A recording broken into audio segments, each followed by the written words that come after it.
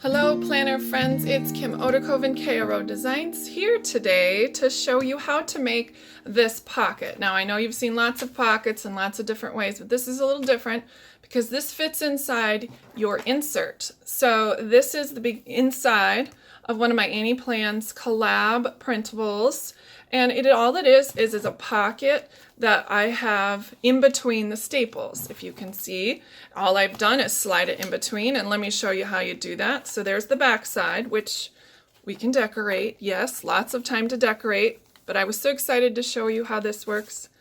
It is super slick. You just slide it in between the staples, and it works really nicely in any planner. This one is sized for a B6, so I will show you how to do that. So let's get started. I'll put these guys to the side and we'll see those at the end. So the only thing you're going to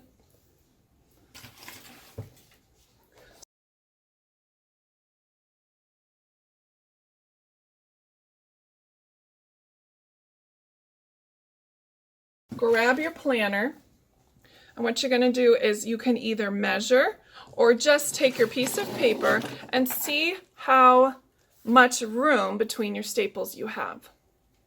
So I am going to just eyeball this because I think the least amount of tools you need, the more successful you will become. And you know, I want to make every project for everybody, not just for those that have all the extras. You guys need to be extra yourself. So here's my double-sided Mommy Lhey paper.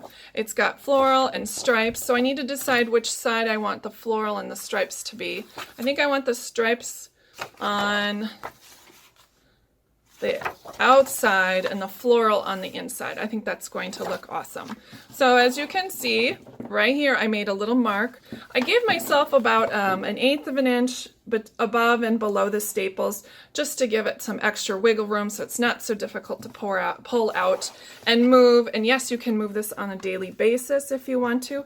I did put a tab on mine so you can move it daily, and I'll show you that near the end.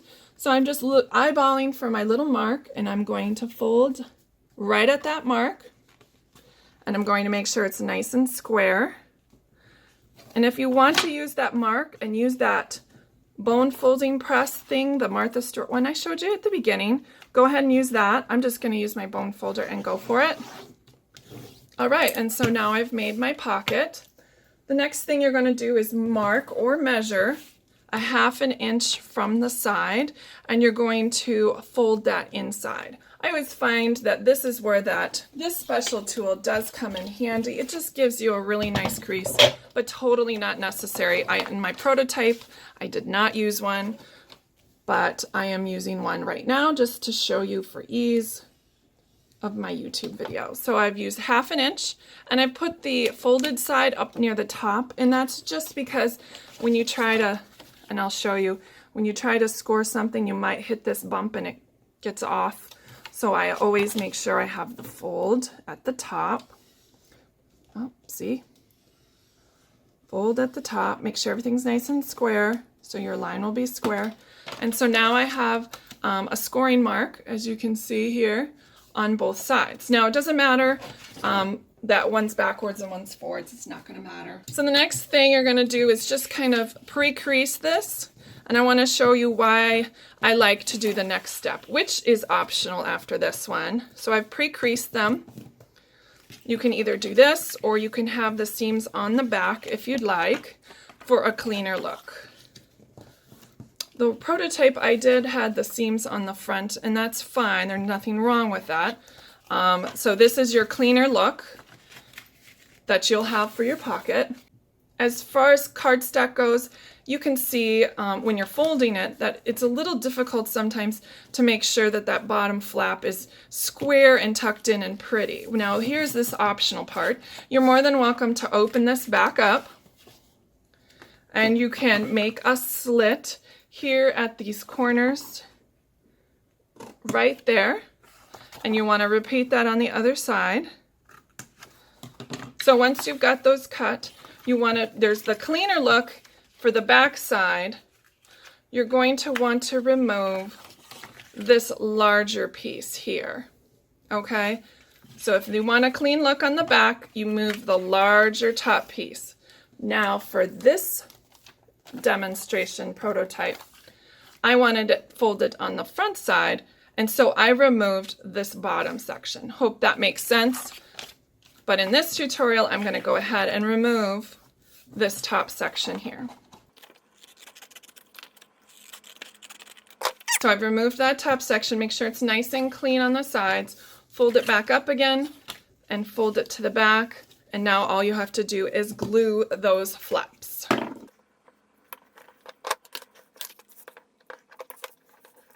All right, so now we have our pocket in its glory. The next step is to fold it in half, and again, you may measure and fold. I'm going to do it old school and line up the edges, but I am going to use my bone folder to make sure that the crease is really well sealed. Essentially, you are finished with your pocket.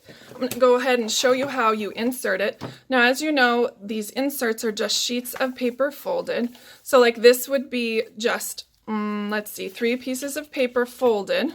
So they're flat. So if you want it in between this page, this page, and this page, this is where you'll insert it.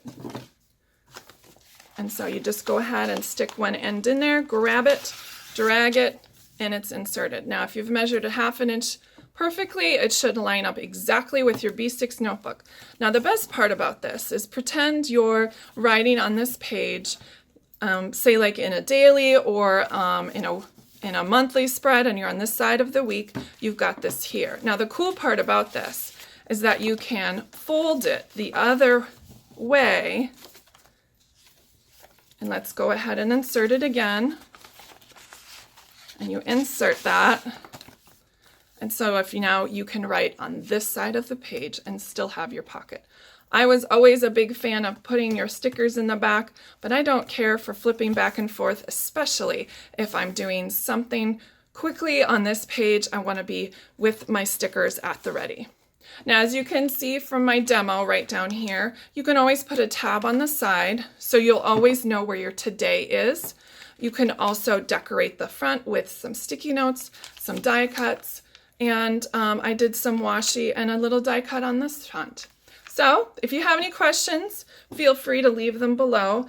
Again, love to have you subscribe and like to my channel. I'm always coming up with these great ideas to make your planner work for you. Thanks, guys. Take care. Bye.